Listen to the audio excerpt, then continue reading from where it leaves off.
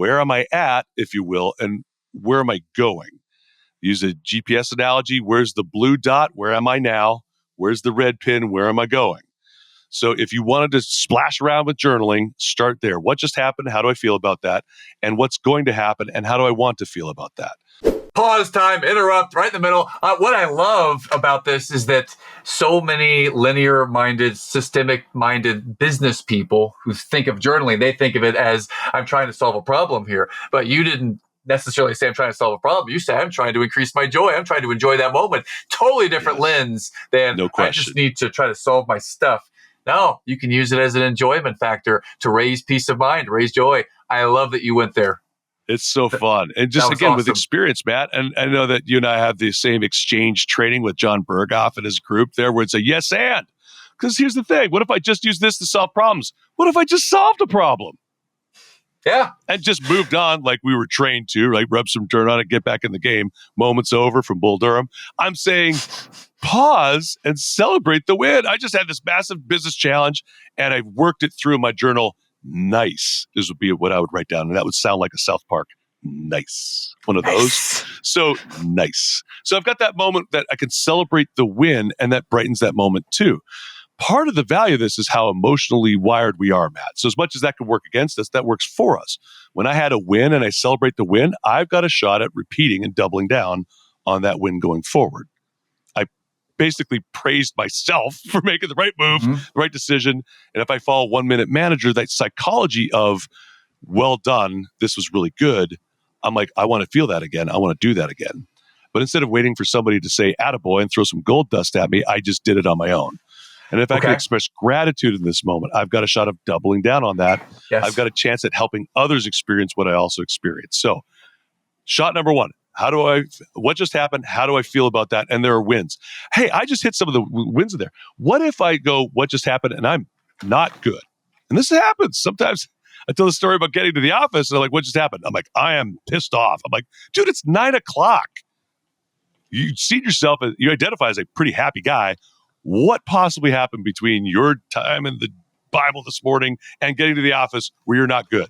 Yeah. Why are you frustrated? I'm like, well, some guy cut me off. And it was bothering me. Now, I stepped out of that. How do you feel about it? That's subjectively stupid, Trent. I don't want to be upset. I'm just going to delete that. And that was an easy pause and pivot into, that's dumb and I'm good.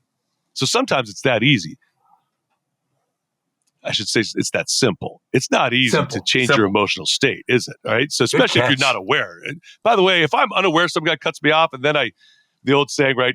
Dad comes home, boss yells at dad, dad comes home, yells at mom yells at kid kicks dog, right? Cat runs away. The whole idea of like that can trigger the whole day. Somebody cuts me off and I'm not paying attention. I have to hit my kid to make the cat go away because I don't like cats. Well, they taste delicious. Just like a little like chicken. Big fan of cats. It's the chicken of the street. How about it? Still street meat. Could be cat. The thinking here with the pause and the pivot is I want to be able to get out of that state. And the emotional state here, if it's negative, sometimes I can get out of it. Sometimes I can't get out of it. Go back to what I shared earlier. Hey, I'm below the line today. No big deal. Also, no big decisions.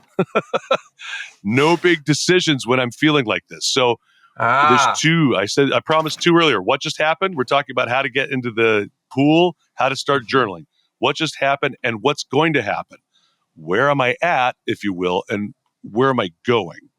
Use a GPS analogy. Where's the blue dot? Where am I now? Where's the red pin? Where am I going? So if you wanted to splash around with journaling, start there. What just happened? How do I feel about that? And what's going to happen? And how do I want to feel about that? So for example, I'm not feeling good. I'm a little below the line. Try to change it. Can't in this moment. I'm like, no. Let's say, for example, I'm mourning the loss of a death of a loved one.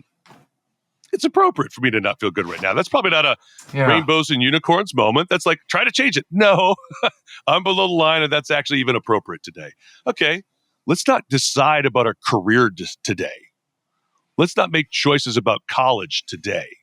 Let's not allow my current state to dictate what I'm going to do today. I might notice that I'm not feeling good. And as a result, I'll put a governor on. All right. Hey, I have to go into a meeting. I'm not in a good spot. I'm going to not participate for a minute here. I might Okay. get triggered in a moment, and this is too important a meeting for me to get triggered and ruin the meeting. Let me just pause until I calm down. And I've done this, right? Where I've gone into the meeting and been quiet, feelings subside. Maybe I was able to shift, and then mid-meeting I can come online again. No problem, right? Hey, I might even publish this to other people around me. How am I feeling? A little below line. Hey, kids, today isn't the day to ask for the sleepover. Hey, Okay. Jake, today isn't the day to ask for the $1,000 new goalie pads. Hey, Dad's a little below the line. Probably give me a little wide berth today, right? Or I can even let my wife know, hey, I'm a little cranky today, or whatever the state is. Sorry, I'm just not at my best. I know I should be celebrating, supporting you better in this moment, and I'm just a little off today. If Whew. I'm aware, I can help other people become aware, which allows all of us to kind of act appropriately, right?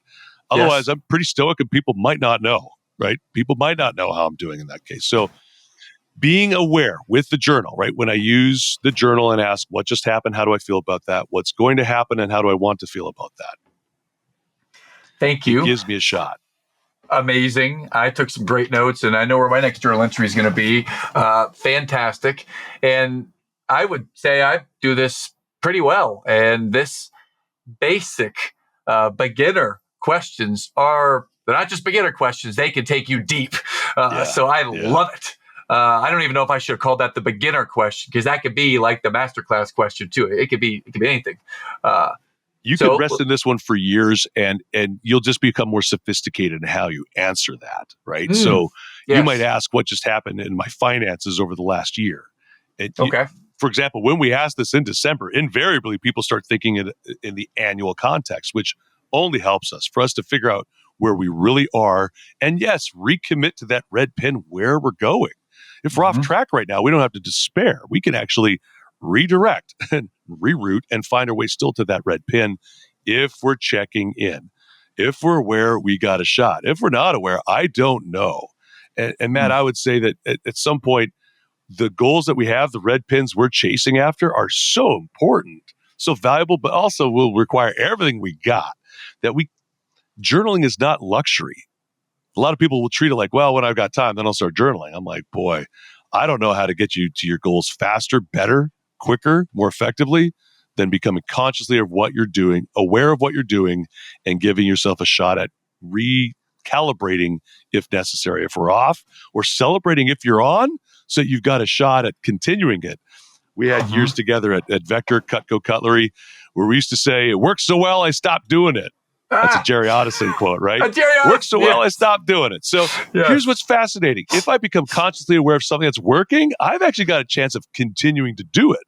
My wife celebrated 100 days at Burn Boot Camp yesterday, 100 times at the gym. Wow. Amazing. So cool, man, to see.